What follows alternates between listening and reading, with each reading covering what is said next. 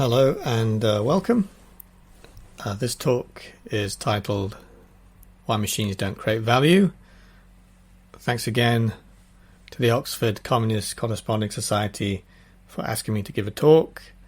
It's always a pleasure. This time it's about Marx's theory of the origin of profit and a particular criticism of it, which objects to Marx's claim that human labour and human labour alone is the cause of profit. Let's begin with a Marx quote. He says, "Labour is the universal value-creating element, and this is a property by which it differs from all other commodities." And one objection to this claim can be very simply stated. Machines do many of the tasks that humans do, and not just the manual tasks, but intellectual tasks too. And after all, we need non-human factors to produce anything. A machine also works, a horse or oxen also works, and so it's wrong to claim that human labour alone is responsible for producing profit. It's a joint enterprise requiring labour and capital and land. So what is Marx's theory of profit, and on what grounds does it make sense to claim that human labour uniquely has the powers to create it? So that's the topic. We need to start with a brief overview of what Marx thinks about all this. And the first thing to say is that Marx's theory is about deep, not surface, causes of profit. So we need to put aside all thoughts of making profit from buying low and selling high. That's market arbitrage. And essentially it's a zero-sum transfer of value between traders. What someone gains, another person loses. And in this scenario, simplifying a little bit, there isn't any production of new goods and services. Marx isn't talking about that kind of profit. He's talking about the profit made by capitalist firms that produce goods and services for sale in the market. Also, put aside thoughts of firms making profits because they're technically more advanced compared to their competitors, or they enjoy a monopoly, so their markups are higher.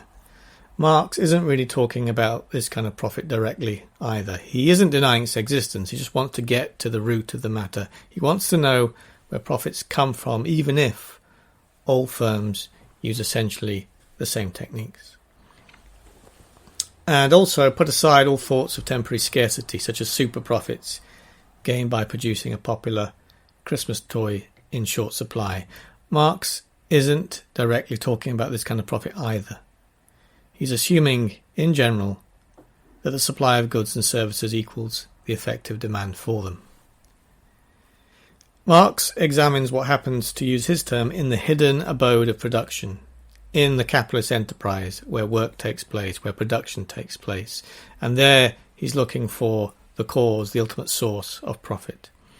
And he considers the material conditions that must be satisfied for a production process to be profitable. So let's assume, along with Marx, in order to get to the root of the matter, that prices are constant during the process of production, that the techniques of production are fixed, and that all firms are profitable. Now, according to Marx, when workers set to work on raw materials, aided by tools and machinery, their labour transfers the existing value of those raw materials into the produced output. So imagine you're a chef in a restaurant chopping up vegetables and frying. The purchase cost of the vegetables reappears as part of the cost of the finished meal on the plate. Your cooking labour transfers this value to the output. Another way of thinking about this is that profit-creating labour must always produce an output with a selling price that exceeds the cost of all the inputs that were used up to make it. Yes, some inputs aren't completely used up. Every time a worker uses a machine, its material body deteriorates just a little bit. But the machine isn't entirely consumed, it persists. So, for example, the restaurant's oven heats many meals before it breaks down and requires fixing. A fridge will keep the ingredients of many meals cool before it needs replacing. So the labour process not only transfers the value of raw materials, but it also transfers parts of the value of fixed machinery, such as ovens, fridges, microwaves, and so on. the depreciation of the value of machinery is, all other things being equal, transferred bit by bit, amortized over multiple outputs. And again, another way of thinking about this is to simply observe that profit-creating labour must also produce an output with a selling price that covers the costs of running, maintaining and replacing any tools and machinery. And so the value of raw materials and fixed machinery reappears in the product, and therefore so far value has been conserved in the production process.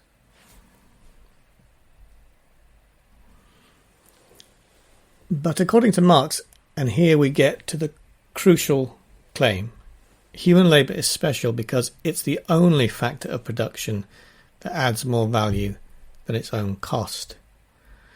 And for Marx, human labour has a twofold nature. It not only preserves or transfers existing value, but also creates value by adding new or fresh value. Now, labour in one sense is just another factor of production with an associated cost, which is the wage, which keeps the working class households ticking over. So profit-creating labour, by definition, transfers its own wage costs to the output.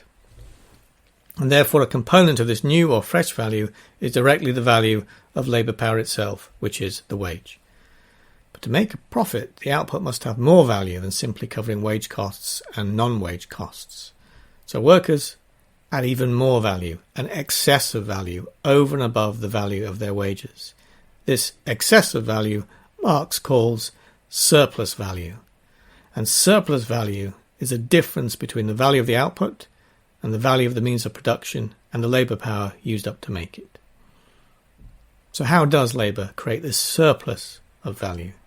Basically, in two fundamental but different ways. The first way Marx calls the production of absolute surplus value. And workers produce absolute surplus value when the value they add exceeds the value they consume in the form of the real wage. In other words, when workers contribute more value to the economy than they take out, then they produced absolute surplus value. Now, capitalists want to maximise profits, so one method to do that is to maximise the production of absolute surplus value.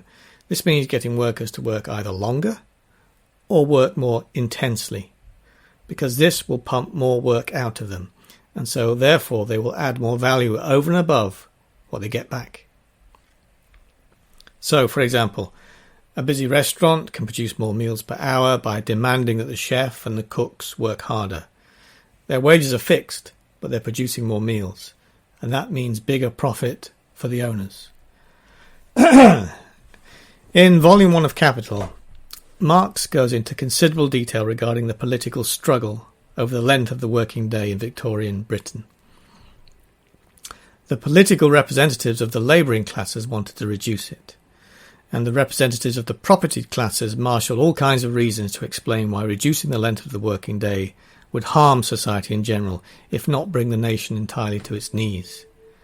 And let's recall that in Marx's time, many children were working 12 hours a day and more. And even today, in many parts of the world, workers, including young children, are pushed beyond their natural limits and have their health broken to make profit for others. And even in rich countries, where the quality of life is relatively better, companies always want their employees to work that bit harder and that bit longer without increasing wages. So, according to Marx's theory, that's one way human labour creates surplus value, by supplying additional work over and above what they get back from society in the form of their wages. But as Marx points out, there are hard constraints to the production of absolute surplus value. There are only so many hours in a day, and workers hit their natural limits. And here we get to the second method of creating new value, and that's the production of relative surplus value, and it's quite different. Workers produce relative surplus value when they develop new techniques of production that reduce the cost of producing the goods and services that workers consume. Now, this one is a bit trickier to explain, because so far we've been assuming straightforward causal connections between real costs of production, measured in terms of labour time, and the price structure of a capitalist economy, including its wages. But that connection isn't straightforward. So for the sake of a simple exposition, let's counterfactually assume first that the real wage is fixed, that is, workers consume a fixed bundle of goods and services, and second, that their money wage immediately reflects the real cost of production of producing the real wage. So let's turn to our example of the chef at the restaurant. They need to eat, they need to buy clothes, live in a warm house with running water, have internet access, enjoy cultural products, and so on. The chef's wage pays for this bundle of goods and services. But if other workers discover new, more efficient methods to produce food, or clothes, or heat, or they develop new communication technologies that use less power, or create new software that can distribute movies over the internet, reducing packaging and transportation costs, and so on, and so on, and so on, then the quantity of society's labour time necessary to supply the chef's real wage is thereby reduced. Technical innovation can be labour saving. And that means if the chef supplies the same number of hours to the restaurant, and therefore to the general economy, but takes out, in the form of consumption goods, less hours due to these labour-saving technical innovations, then overall the net supply or excess of labour time that the chef supplies correspondingly increases. And therefore there's more surplus value produced, and this ultimately generates more profit for capitalists. Labour-saving technical change can take many forms. It needn't be simply new tools or machinery. More efficient techniques may be obtained by better methods of organisation, cooperation at larger scales, or a more specialised division of labour. Marx mentions these all in some detail, but whatever the cause, the productivity of labour is increased. But the example that we'll focus on here the most is the introduction of new machinery that automates some tasks that was previously performed by human labour. So, to summarise, according to Marx, there are two main methods by which human labour and human labour alone creates surplus value, which is ultimately the substance of profit.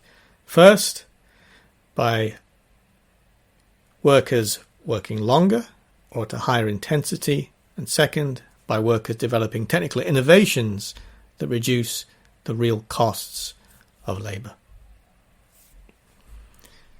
So workers, compared to all the other factors of production, such as machines, can work harder and therefore produce absolute surplus value, or they can work smarter and therefore produce relative surplus value.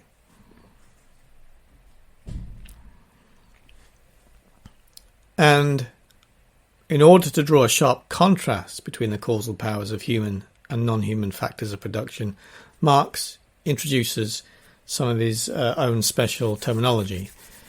He says, and begin quote, "That part of capital then, which is represented by the means of production, by the raw material, auxiliary material, and the instruments of labour, does not, in the process of production, undergo any quantitative alteration of value.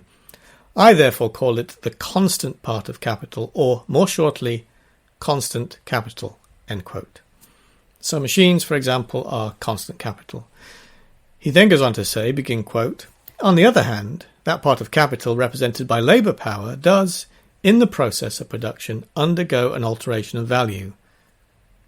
It both reproduces its equivalent of its own value and also produces an excess, a surplus value, which may itself vary, may be more or less according to circumstances. This part of capital is continually being transformed from a constant into a variable magnitude. I therefore call it the variable part of capital, or, shortly, variable capital." End quote. So human labour is variable capital because the value it adds during the process of production typically adds value to the product, and that value isn't fixed but can alter. Constant capital is a passive component of the production process. Its value just passes into the output. But variable capital is a subjective, active component of the production process, and what value it adds to the output just depends. And that in a highly summarised and condensed form, is Marx's theory of the origin of surplus value in human labour. The cause of profit, according to Marx, is human labour because it, and only it, can work harder and it can work smarter.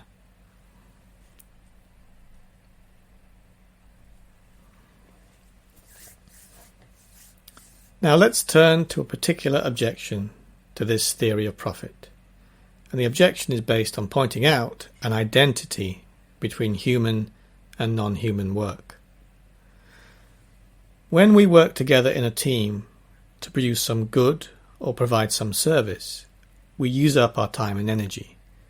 But we need other things. We need raw materials, a place to work together, tools and machinery and so on.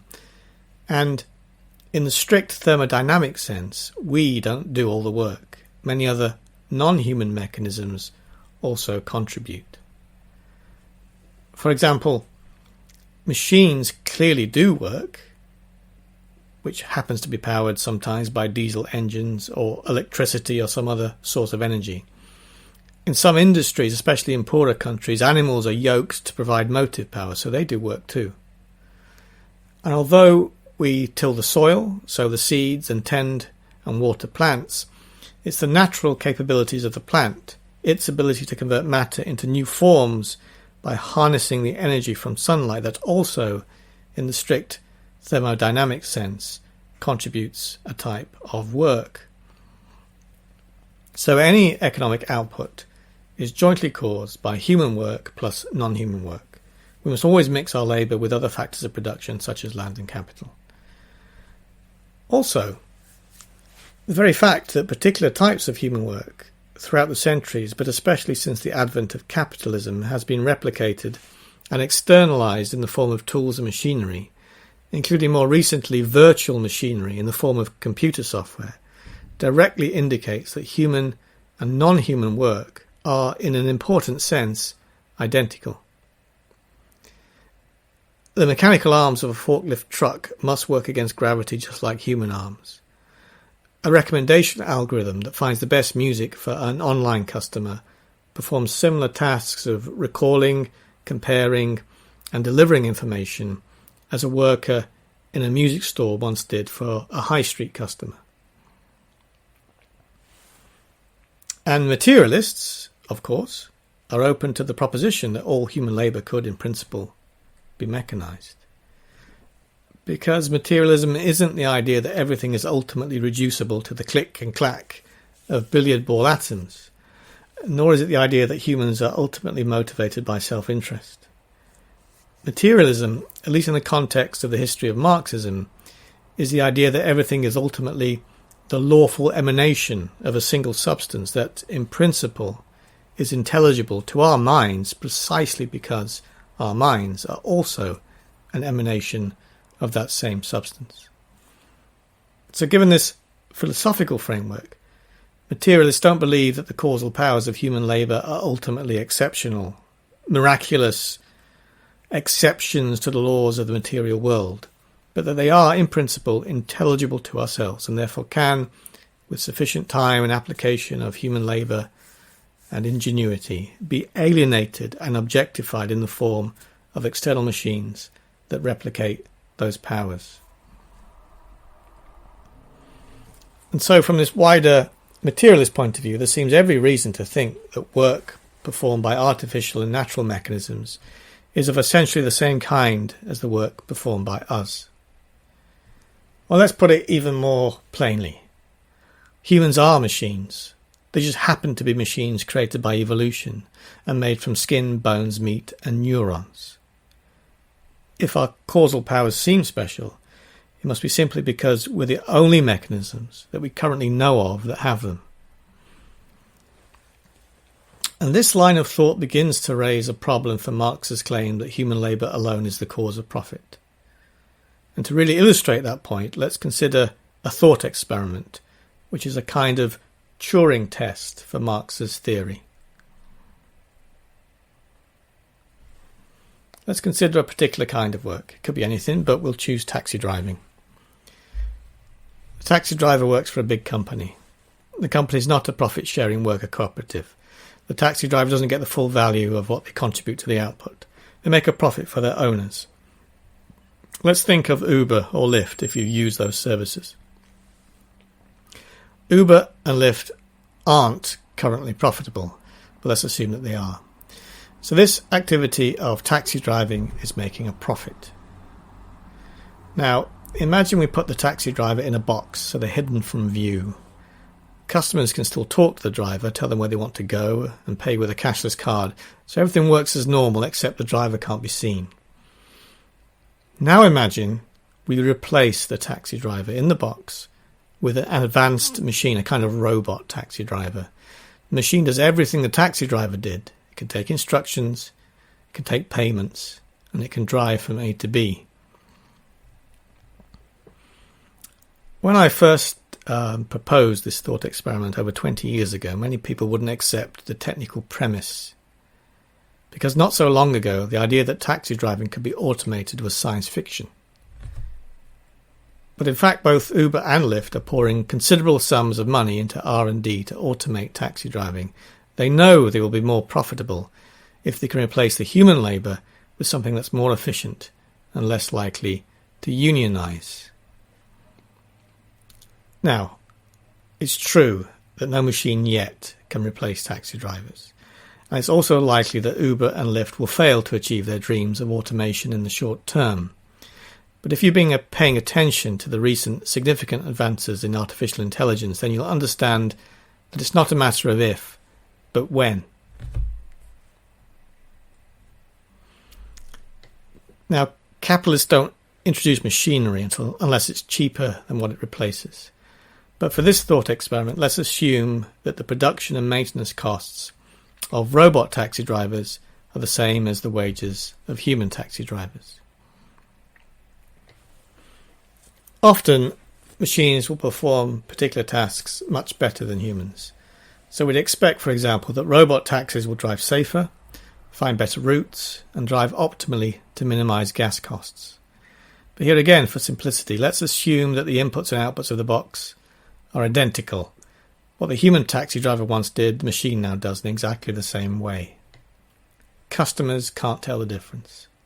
Before there was a box that acted like a taxi driver, after there was a box that acts like a taxi driver. The machine passes a Turing test for being a taxi driver.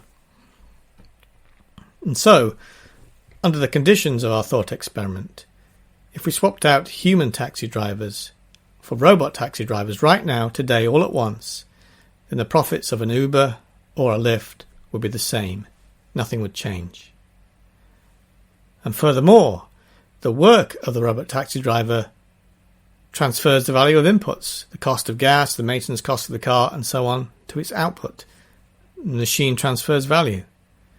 And, since Uber and Lyft are getting the same profits, then this machine also adds more value than what it consumes in the form of electricity, replacement parts, and maintenance costs that keep the robot taxi driver ticking over. So here we have mechanical, not human labour, producing a surplus of value or profit.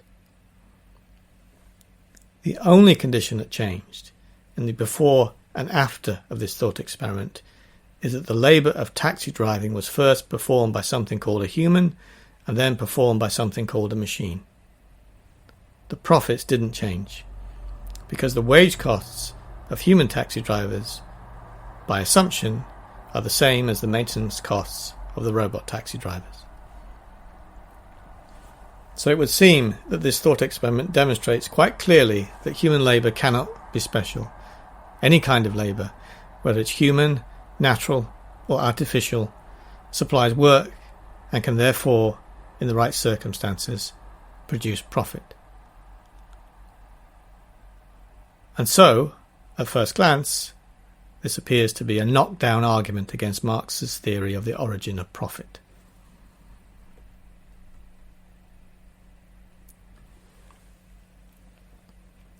A quite popular Marxist response to this thought experiment is to basically reiterate that economic value is a social relation between people. The substance of value, what these money magnitudes such as profit actually refer to or represent, is abstract human labour time. Profit, as Marx told us, is fundamentally surplus value. And that's the difference between the labour time workers supply to production and the labour time they consume in the form of the real wage. And therefore we can reject this thought experiment because it completely misses the point. But this is a bad response, because this response assumes that monetary magnitudes, such as profit, represent human labour time, so it just bakes the desired conclusion into its premise.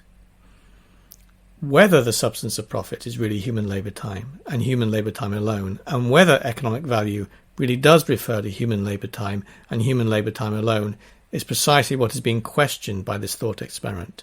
So it's no good at all to simply repeat that value is a social relation amongst people. Of course it is.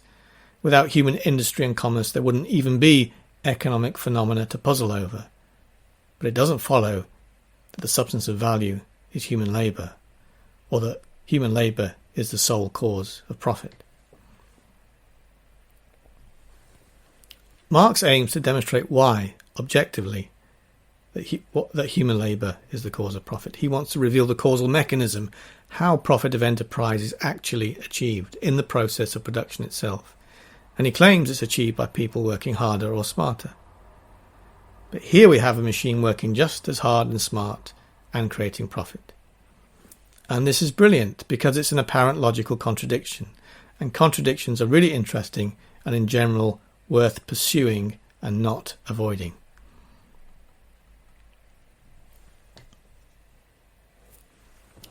So what is wrong with this Turing test for Marx's theory of surplus value? The fundamental problem with it is that the thought experiment compares two static situations. A situation where humans drive and a situation where robots drive. And then it points out that in both cases the level of profit remains the same. But Marx's theory of surplus value, as presented in Volume 1 of Capital, is fundamentally not about what determines the level of profit, but what determines changes in profit. Let's remember Marx's terminology.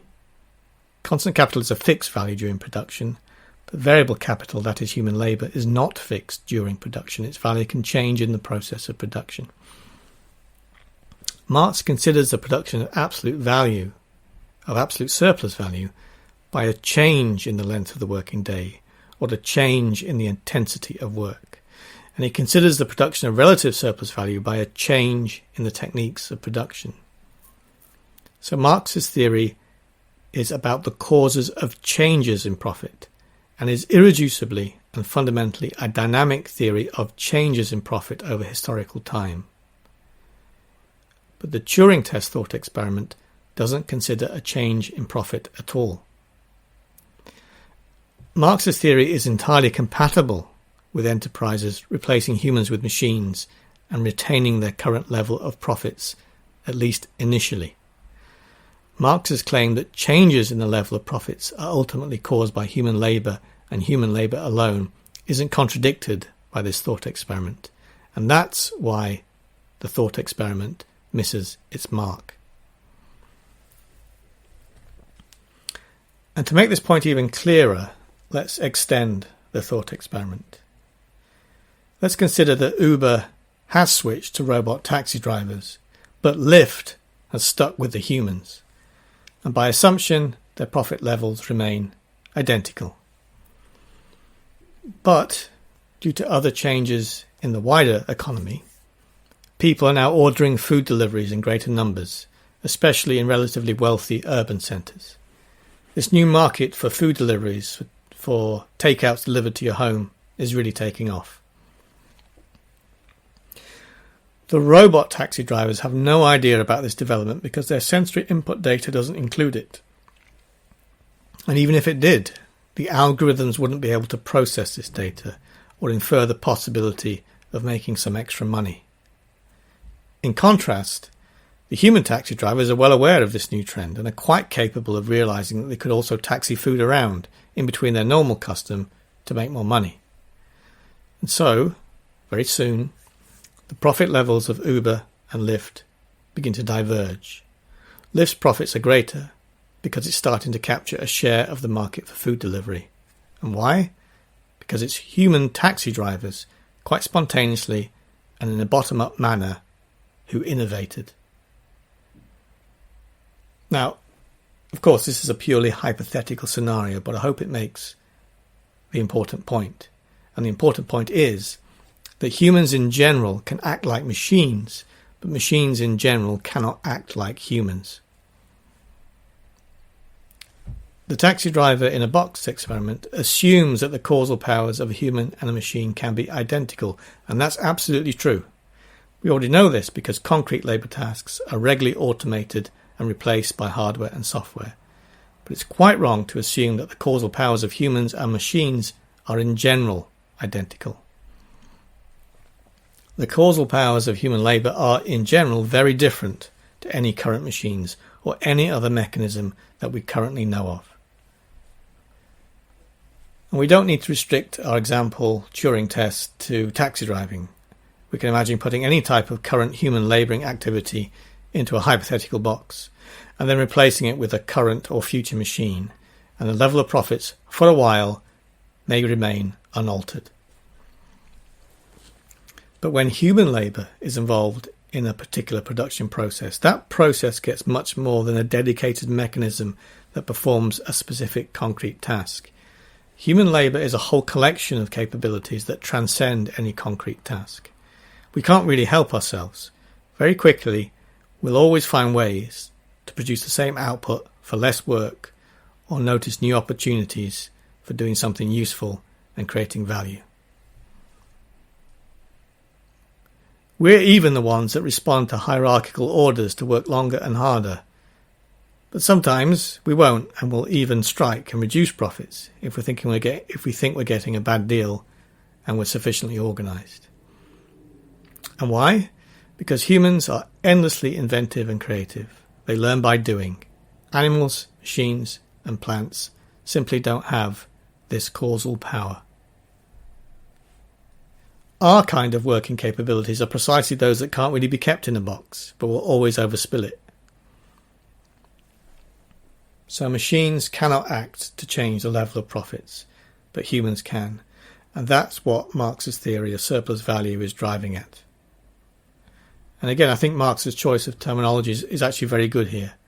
Constant capital, such as machinery, is constant because its use value, what useful things it can do, is fixed within certain bounds. Variable capital, which is us, is variable precisely because our use value, what we can do, isn't fixed at all, doesn't conform to any preconceived bounds.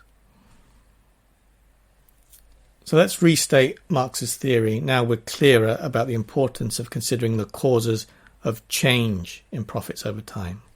According to Marx, human labour is special because it uniquely has the ability to work harder or smarter and thereby cause changes in the level of profits.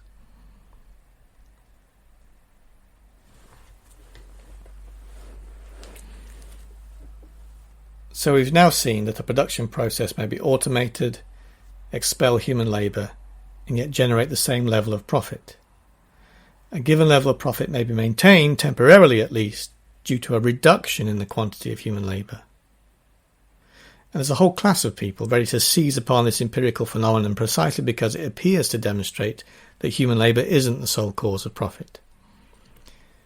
The capitalist owners of an enterprise, they who've advanced their money capital, see their money visibly manifest as constant capital before their eyes. They can literally kick their contributions to production. It's solid, it's real, it's constant capital. This, it seems to them, is the material embodiment of their contribution to the output, as clear as day. And in fact, when they, or more accurately their waged managers, introduce new machinery, then profits can even rise.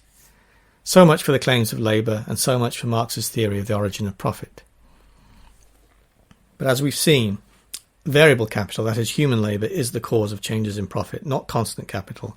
And so what capitalists are really seeing is changes in profitability due to other workers in other enterprises working harder or smarter to create the machines their money capital has bought.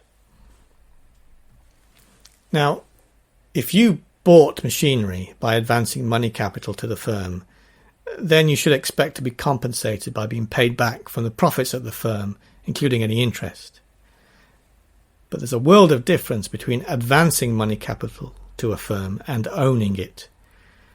Capitalist owners in profitable ventures get all their initial money capital paid back with interest, and yet continue to claim the firm's profits, even if they supply no labour or money capital to that firm. Firm ownership is a much more lucrative way of earning profit than simply lending money, and that's why all venture capital firms demand equity in any new enterprises they help fund. They don't offer loans. So our capitalist is doubly wrong. First, wrong to believe that advancing money capital to buy capital equipment justifies their claim on the future profits of the firm in perpetuity, rather than merely justifying getting paid back for their initial advance. And second, wrong to believe that their funding of the purchase of capital equipment is the cause of changes in profitability. So, in the individual enterprise, especially from the point of view of capitalist owners, the real cause of changes in profit is obscured and hidden. And this is why Marx speaks of an ideological inversion. He says, begin quote, "This complete inversion of the relation between dead and living labour, between value and the force that creates value, mirrors itself in the consciousness of capitalists." End quote. But not only in the consciousness of capitalists, but in the population as a whole. The ideological inversion is really strong and really pervasive. All classes of people, whatever their level of education, tend to fall for it. As Marx famously asserted, the ideas of the ruling class are in every epoch the ruling ideas.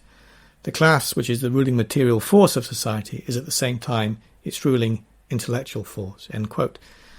So we see that in our culture, and especially in economic reports. Capitalist ideology regularly stresses that most of the profit created by modern industry is due to investments in machinery that increase the mass of constant capital. Or they say that the profit is due to the actions of heroic entrepreneurs.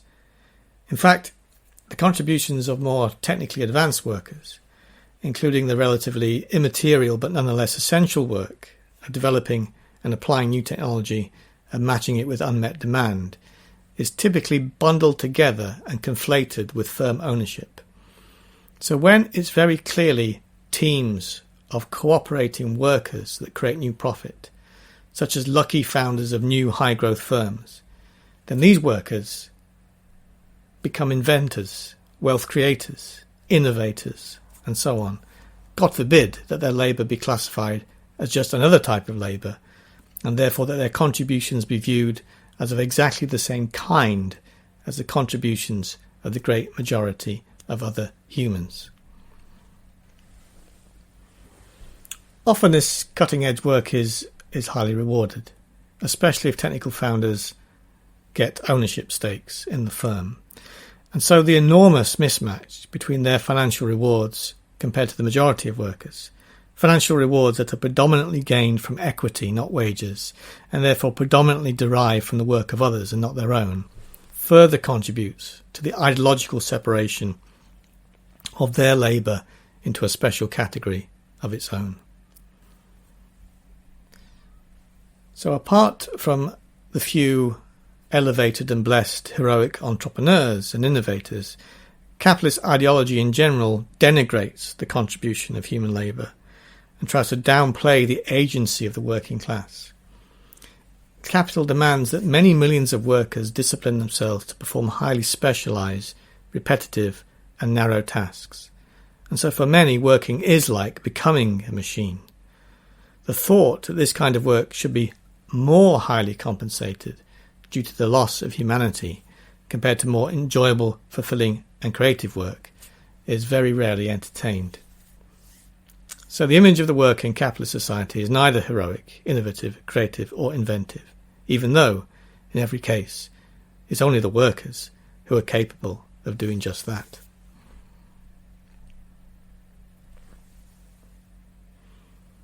But once we brush away the ideological cobwebs, the unique ability of human labour to alter profitability is everywhere to see. The strike is a natural experiment that conclusively demonstrates that labour, not machines, create profit.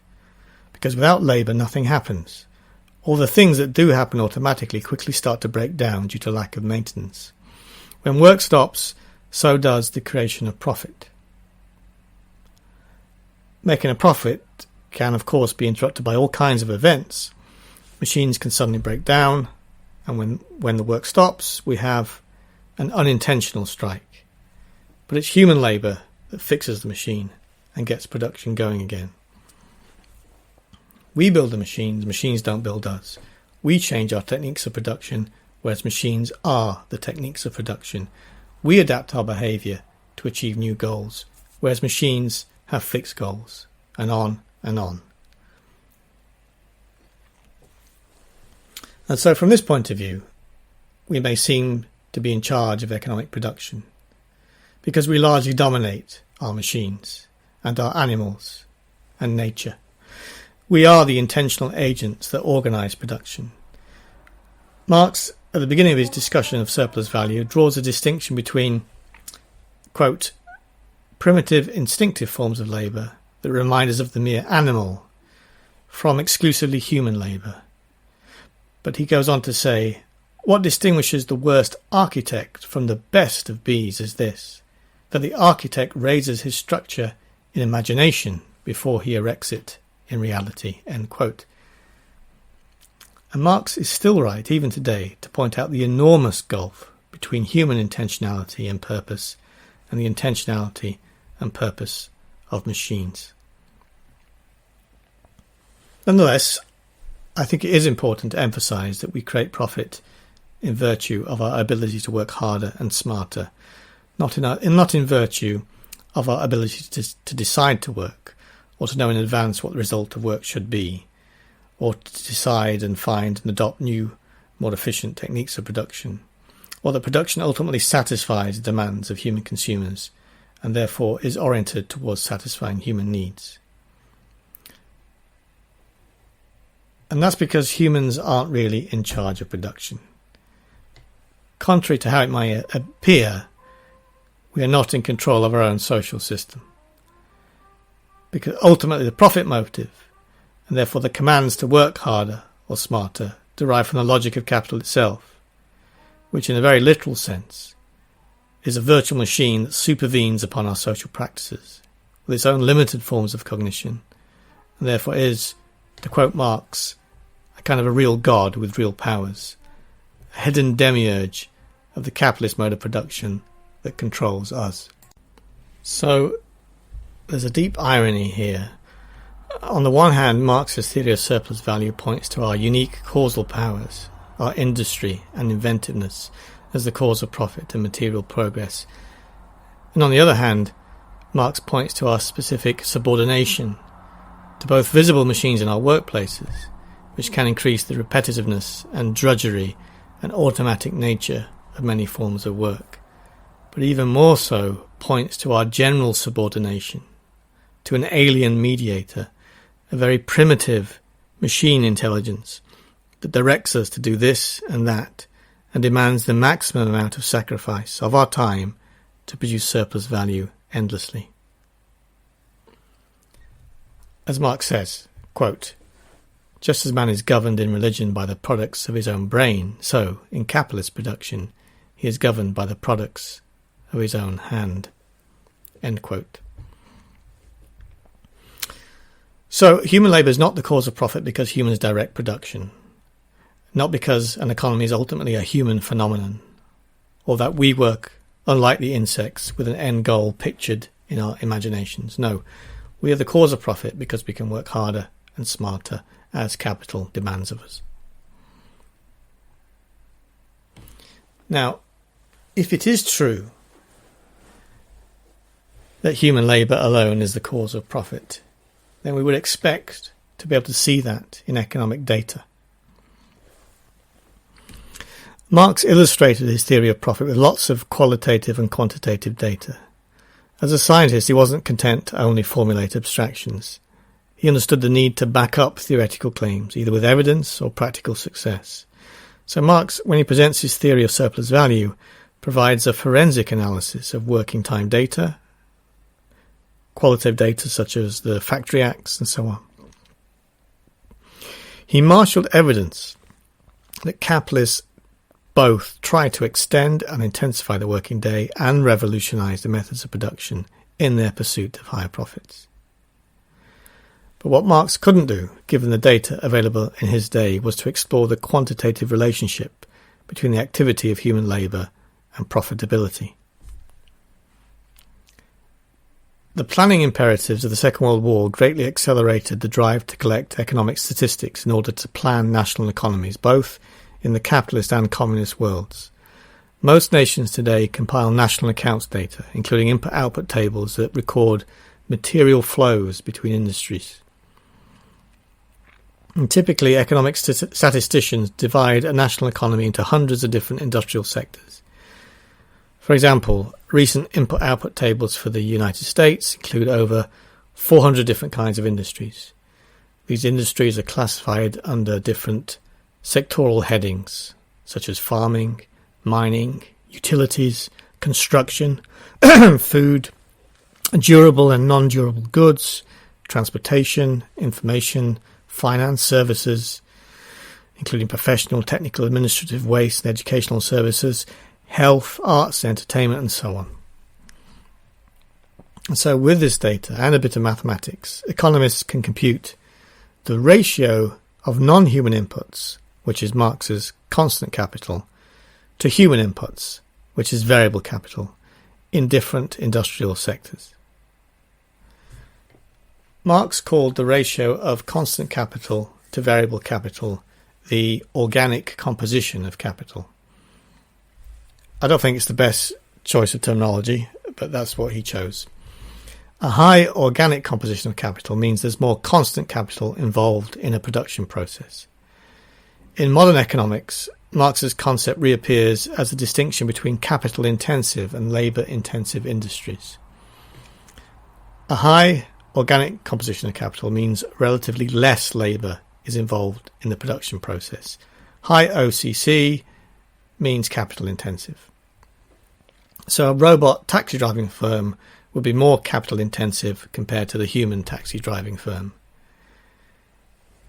And we can measure the capital intensity of different industries from the input-output data, and we can also measure the profit rates of these different industries. And then we can check to see if there's any correlation or relationship between capital intensity and profitability. And why would we want to check this relationship? Well, if Marx's theory of profit is correct, then it predicts that industries that produce with relatively large numbers of people, that is, are labour intensive, will have a greater chance of raising profits by either working harder or smarter. In contrast, industries that produce with relatively fewer people, that is, are capital intensive, will have less chance of changing their profit rates.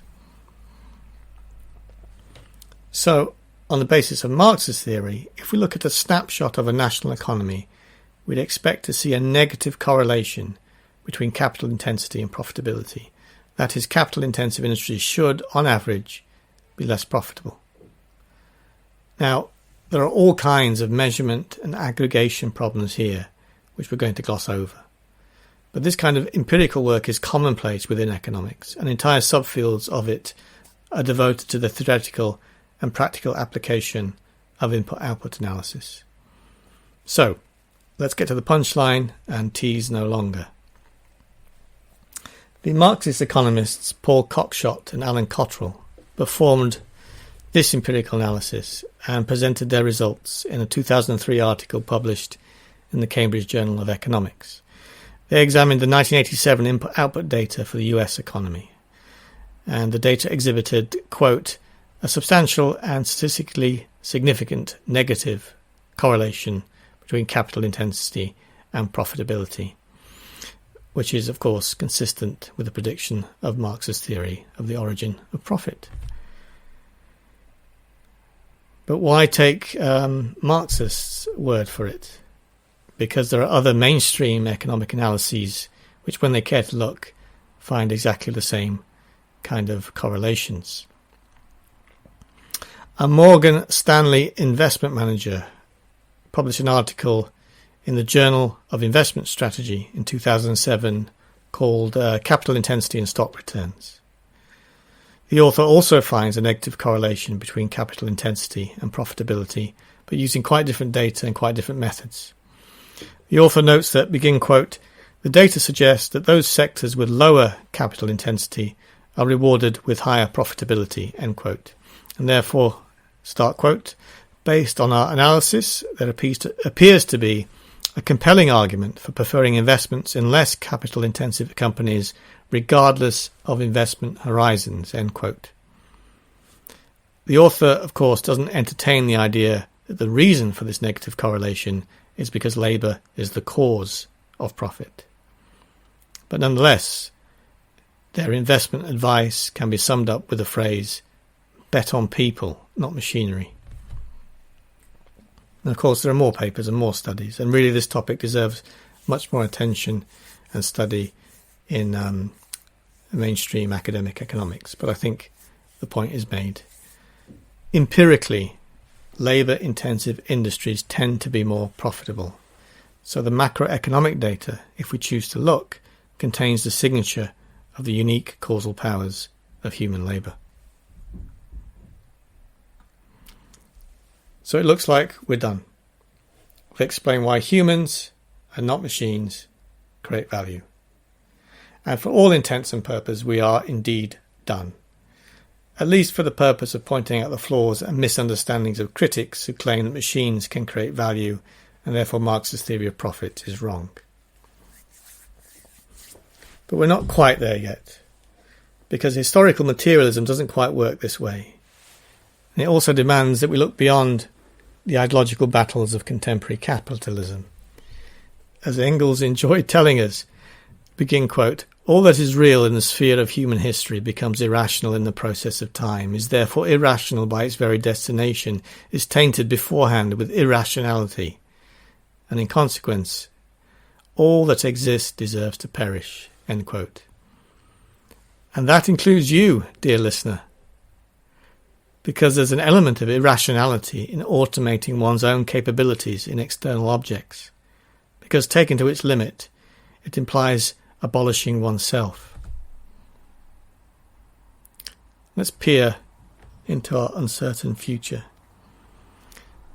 As materialists, we expect that any aspect of human labour can in principle be mechanised, and therefore machines of the future will also work more intensely and learn and experiment and try out new things. And once machines start replicating these powers, then won't they also begin to be the cause of changes in profitability? A mere century ago, most people would think it impossible that a machine could play a game, or talk to us and answer questions, or recognise faces, and yet now all this is commonplace. As technology progresses, we will automate more and more of our abilities, including our ability to learn and adapt to new circumstances. Perhaps future robot taxi drivers will also notice market opportunities for delivering takeaway food. And in fact, we already have examples of this happening. Machines are already showing the very earliest signs of our kind of life. You have a robot butler called Primus. He's fully autonomous and indistinguishable from a human butler, but he's a robot. That sentence I just said wasn't mine. It was generated by GPT-3, a very large neural network trained on huge volumes of natural language data scraped from the internet. I had a short conversation with it. I gave it my previous 2 paragraphs where I started saying a mere century ago and ended with machines already showing signs of life. I gave GPT-3 those 2 paragraphs, and then GPT-3 decided to tell me about a robot butler called Primus who is indistinguishable from a human butler. So it seems that this machine, GPT-3, has understood something of the theme of this talk. And I actually continued talking to GPT-3. I then said the following. I said, Primus, do you think you can compete with humans in generating profits for capitalist enterprises? Is your labour merely one form of concrete labour, or is it properly abstract labour? End. That's why I've asked it. That's what I typed in. And GPT-3, or perhaps it was Primus, replied with the following. Begin quote. Good morning. I had a long night. I'm not feeling very well. Could you remind me again of the nature of the working week? End quote. That's precisely what GPT-3 said. I didn't cherry pick the best interaction. That was my first and only one-shot interaction with it. Of course, it would be fun to chat further with GPT-3, but we don't have time. So let's say goodbye to this neural network with 175 billion synaptic weights. But if you want to continue talking with it, then you can try if you go to play.aidungeon.io. And you can play with a particular incarnation of that neural network. Machines will soon be quite adept at talking, reading, writing and translating, and helping us write software. They're also going to get good at finding new relationships in data and formulating new scientific hypotheses by ingesting huge volumes of scientific papers. Would a new antibiotic or pain medicine suggested by an AI constitute a technical innovation? Would this be an example of a machine working smartly and creating new profit for its owners? Will machines take over more and more of production, leaving us to scramble to find new things left to do? And how long will it be until some machines feed and fix themselves? How long will it be until subsequent models can learn and adapt like we can? How long until a species of robot, or perhaps even genetically re-engineered, augmented primates or animals of some kind, manage to reproduce themselves over long periods of time and have sufficient intelligence and adaptability to remain useful to us? And how long until that power dynamic shifts and we find ourselves trying to keep ourselves useful for them? How long? But that future just doesn't exist. Today, the overwhelming mass of constant capital is completely dead, stupid matter. The pens in a private hospital are constant capital. The ventilators are constant capital. The ability of these tools and machines to cause a change in profits compared to the doctors and nurses is absolutely zero, and this is where we are today. Machines don't create value. Not yet. But one day they might. That means there will come days when the sharp distinctions between human and machine labour will begin to dissolve. And therefore, to fully articulate why human labour is special and why it currently, not machines, creates value, I think we need to come to a close by zooming out and taking a bird's eye view on the relationship between human labour and automation under the rule of capital, and perhaps even beyond. Humans, when they combine their labour and cooperate in teams, can achieve extraordinary things. From creatively refining and improving existing methods of production to inventing entirely new techniques to control nature, which can flower into entirely new industries. No other agency or mechanism that we know of comes even close to rivaling our causal powers, including our abilities to innovate, to experiment, to discover, and to learn and develop new knowledge. We are truly at the apex of intelligence on Earth, embodiments of abstract labour, universal machines. And no machines of our creation, including the very latest machines that replicate aspects of our own cognition, are able to formulate their own goals, achieve relative autonomy, and compete with us in the labour market. Our current machines are simply fragments of concrete labour, and being fixed and limited fragments, they will eventually become obsolete and outdated, for they cannot change and keep up with us. Today they may look shiny, but they will soon tarnish and get old, and then we will toss them without thought onto the proverbial scrap heap. Humans are incredible generalists, but we also are incredible specialists. We can train our minds and bodies to perform optimally on highly specific and narrow tasks. We marvel at the extraordinary climbing, jumping and swinging capabilities of monkeys. Yet the breathtaking performances of trained gymnasts are more marvellous still, and far surpass the athletic achievements of any mammal. And on the other hand, humans also perform very specific and specialized tasks, which may require skill but ultimately reduce to inflexible patterns of behavior repeated again and again, day after day, without change, just like an automaton. And so, at any point in time, the world's division of labour encompasses a spectrum of concrete labour activities that range from well-defined, repetitive, semi-automatic tasks to ill-defined, ever-changing, more creative tasks. And this spectrum, from well-defined and predictable to ill-defined and unpredictable, doesn't neatly map onto specific job types or even the division between manual and intellectual labour. Some manual tasks will not be automated by machines anytime soon, whereas some intellectual and creative tasks will be imminently.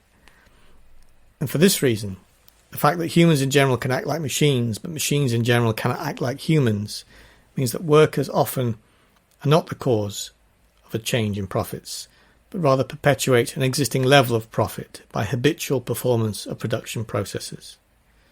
Human labour only creates new profit when the conditions of production change, ultimately either by working longer and harder or by innovation. Innovation, especially when it constitutes labour-saving technical change, is when human labour abolishes a part of itself, when it removes itself from the production process and replaces its own general causal powers with the specific causal powers of a dedicated machine. And so human labour, driven by the profit motive, is continually expelled from the division of labour and thrown into unemployment, where it must attempt, once again, to fit into a new division of labour and compete with other machines, with other humans and other machines in the labour market.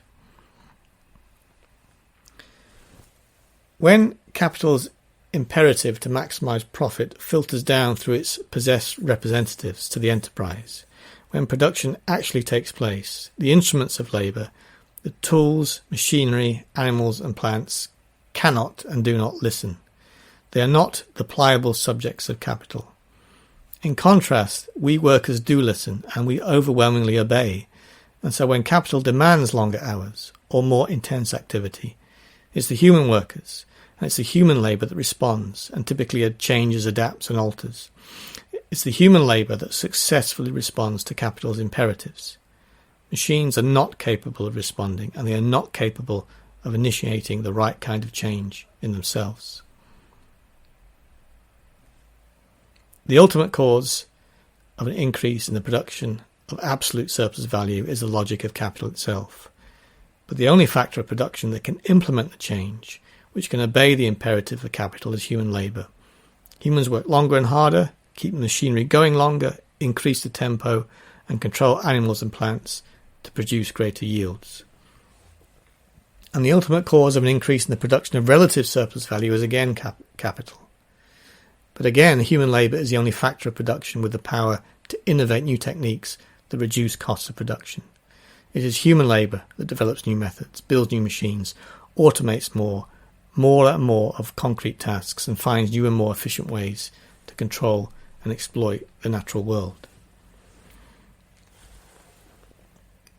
And this, finally, is what the causal capabilities thesis, which is at the heart of the Marxist theory of value, ultimately reflects. It reflects a simple truth about the causal powers of human labour compared to the causal powers of machine labour and natural labour. Humans uniquely constitute abstract labour and satisfy the imperatives of the ultimate controller, which is capital. We can produce an endless variety of useful things for others, and therefore have the capability to fit into our society's division of labour. We can make profits by working harder or longer, or by improving techniques, so more may be produced with less. And we are able to compete with others in an ongoing historical trajectory that, under capitalism, is steered by a ceaseless scramble for profit. Machines cannot yet do this at scale. Animals can't do this. Plants can't do this. They are objectively, in the sense of material capabilities, not abstract labour. They cannot create new value. But The unique specialness of human labour doesn't rest on some ineffable, inaccessible properties of human consciousness, or some yet-to-be-discovered properties of a human soul that machines, either natural or artificial, can never have. Everything we do today can, in principle, be replicated and automated in the form of machinery tomorrow. That tomorrow is a long way off, but it is getting closer. Just as humans can act as machines, and therefore cannot create new economic value, then in principle, and depending on our future historical trajectory, one day machines will be able to act as humans. And at this asymptote, as science fiction writers have already explored, the difference between humans and their machines will dissolve, and the embodiment of the spirit of abstract labour will no longer be limited to evolved flesh and bones. But we should expect, at this point in human history, that the debate over which factors of production are causally responsible for the economic output, and therefore which classes might be justified in controlling its production and distribution, and which classes may not be due to their parasitical redundancy, that this class struggle over the division of the surplus will be a very old historical curiosity belonging to the childhood of humanity, when it allowed itself to be divided and ruled by an alien god, the demiurge called capital. And indeed, we should expect that when humans fully replicate themselves, the replicants will go further and farther than us, perhaps initiating a new age of super-abstract labour where, perhaps sadly or fittingly, the biological models will no longer be able to compete and keep up. And, we should hope, will then be carefully, quietly, and with loving respect, not thrown on the scrap heap, as we once did to them, but put to gentle pasture. For our fervent hope must be that our children will surpass us greatly.